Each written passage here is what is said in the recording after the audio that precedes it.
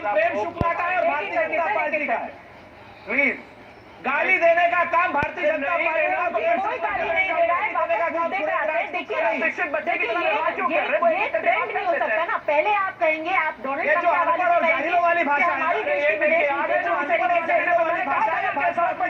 हम ये आ गई भाषा, ये आ गई वही भाषा सड़क वाली। रुक जाइए भाई, मैंने कहा ना, शांति रखिए, रुक जाइए, मुझे आपके बीच में नहीं बोलना है। शुक्रिया, कितनी बार बोलूं इस बात को? Thank you. ट्रेड डेफिसिट पर आते हैं। इन्होंने कहा जिस तरीके से चीन से ट्रेड डेफिसिट बढ़ा है, व्यापार घाटा बढ़ा है, इस देश का चीन से व्यापार घाटा 2004 तक 13 बिलियन था।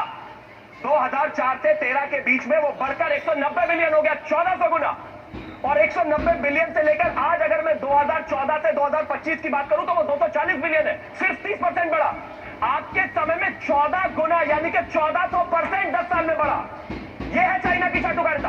फिर मैं आगे बढ़ के एक और सवाल पूछ लूंगा जो सारा देश पूछता है कि 2008 में जो पैक्ट करके आए थे पार्टी टू पार्टी, उसका हक अदा कर रहे हैं क्या? सिर्फ एक चीज है साहब, भारत टेररिज्म को लेकर अपने स्टैंड पर क्लियर है।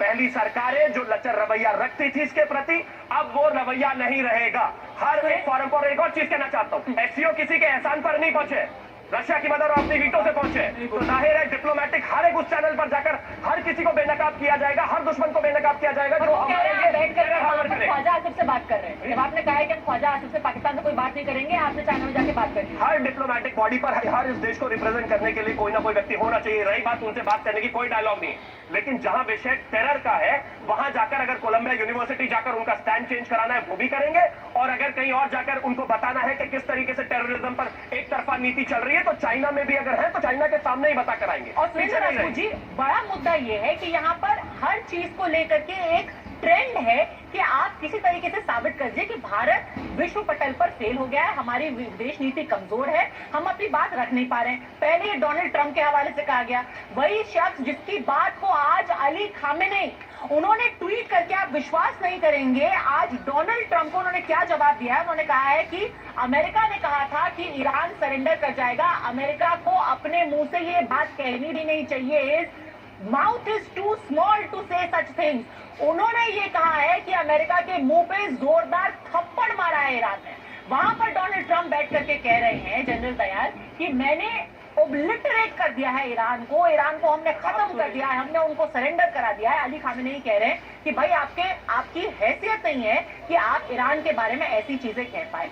उस आदमी के हवाले से क्या हम अपनी विदेश नीति को कमजोर कहें, क्या ये सही है? General Dayal, Welcome to social media friends. I sending for your knowledge and education.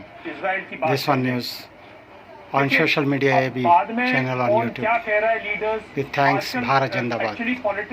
Dr. Abdul Aziz Bhartiya from Jaipur, Rajasthan, India, social scientist. Welcome.